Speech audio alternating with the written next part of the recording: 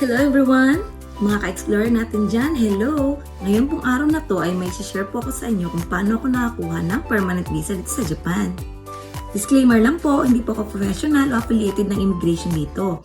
Ito po ay based on my experience kung paano ako kumuha ng permanent visa dito sa Japan. Experience or knowledge at kung ano man yung mga guidelines at mga documents na kailangan para someday pag kayo naman yung nag-apply, at least may knowledge na po kayo. Ganito po kasi yan. Dati meron pong asawang Hapon. Tapos, nag-aral po ako ng Nihongo, then nakapag-work po ako ng Kaigo dito sa Japan or as a caregiver. At dahil iniwalayan ko yung dati kong asawang Hapon, nag-apply po ako ng long-term visa. Nung pagka-apply ko po ng long-term visa, nabigyan po ako ng 1 year. Then, nung apply ako ulit, nabigyan ako ng 1 year. Then, nung nag-apply ako ulit, nabigyan ako ng 3 years. Basta maganda po yung work nyo ay nag-abide po kayo ng tax, makakuha po kayo ng 3 years visa. Hanggang sa nakilala ko yung asawa ko, pinakasalan niya ako, and then pumunta kami sa immigration at nagtanong kami doon. Nagpasodan kami. Nahingi kami ng advice kung ano magandang gawin doon sa visa ko. Kasi naka long term po ako and may expired po yung 2025. And nung nagtanong kami sa immigration, 2023 pa po yun. Then, ang sabi po nila, kung magpapa-Japanese spouse po ako sa asawa ko, mabalik po ako ng 1 year. Then, sabi naman nila, nag-abay naman ako ng tax. So, mag-try ko daw mag-apply ng permanent visa. Then, humingi na kami sa baba ng mga requirements paano mag-apply ng permanent visa. At ito po yung mga requirements para makapag-apply ng permanent visa. Number 1, application form, applicant's photo, explanation letter, koseki tohon, Juminyo or Family Residence Certificate, Employment Certificate, nakukuha niyo po siya doon sa pinag-workan niyo po, 5 years of Kaze Noze Shomeisho, and copy of health insurance card. At nung nakompleto namin yung mga papers, in-apply namin sa immigration.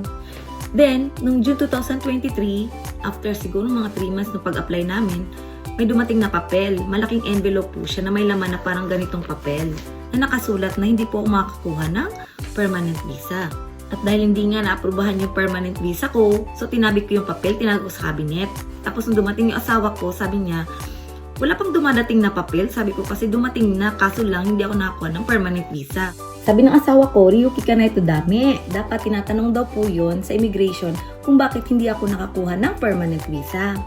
And ayun, pumunta kami sa immigration at nagtanong kami kung bakit hindi ako nakakuha ng permanent visa. And ang sabi naman nila sa amin, yung dun sa papel na pinasa ko na 5 Kaze and Noze Shomeisho, yung 5 years, yung 1 year kasi doon, part-time lang kasi ako noon, kaya malit yung sahod ko noon. Kaya hindi pala ako nakakuha ng permanent visa. At dahil alam na namin yung reason kung bakit hindi ako nakakuha ng permanent visa, ininta namin yung lumabas yung bagong tax nitong June. And then, in-apply namin ulit. In-apply namin siya noong September 2023. And then, noong January 2024, may dumating pong papel galing sa immigration. Nakasulat po doon, kailangan ipadala yung requirements galing sa asawa ko, sa danasan ko. Gaya ng 5 years Kaze and Noze Shomeisho. Ano yung mga nakasulat doon na mga requirements sa asawa ko lang, yun inasikaso na niya agad kasi may limit, kailangan hanggang January 22, kailangan maipasa na yun. Ang bilis ng asawa ko, pinasa agad. At nitong April 18, 2024, may dumating na hagaki or postcard daling sa immigration. And then, nung April 22, Lunes, kinuha na namin sa immigration. At ayun na nga, nakakuha nga ako ng permanent visa dito sa Japan. And 7 years caution po yun. 7 years yung update niya. Diba, ang saya? Ang saya-saya talaga. Marami nagsasabi nung nag-apply ako, mahirap daw makumuha ng permanent visa. Napaka-strict daw ngayon. Pero alam nyo ba, kung po kayo mawalan ng pag-asa, lalo na nagbabayad po kayo ng tax, lalo na pag nakakuha po kayo ng 3 years or 5 years, try nyo po mag-apply. Mag-apply po kayo ng permanent visa. Pumunta po kayo sa immigration, magsodan po kayo doon at magtanong kung ano ang kailangan, kung pwede na po ba kayo mag-apply ng permanent visa sa Japan. Kasi guys, iba-iba tayo ng situation. Kailangan, yung akin, experience ko lang kasi iba yung situation ko. Iba kayong sa inyo din, iba yung situation nyo, kanya-kanya tayo ng situation sa buhay. At kung hindi man kayo nakakuha ng permanent visa, itanong nyo po sa immigration. Kailangan itanong nyo po yung reason kung bakit. And hanggang dito na lang mga ka-explorers, sana nakatulong yung video na to para makakuha kayo ng permanent visa. Thank you for watching. Bye!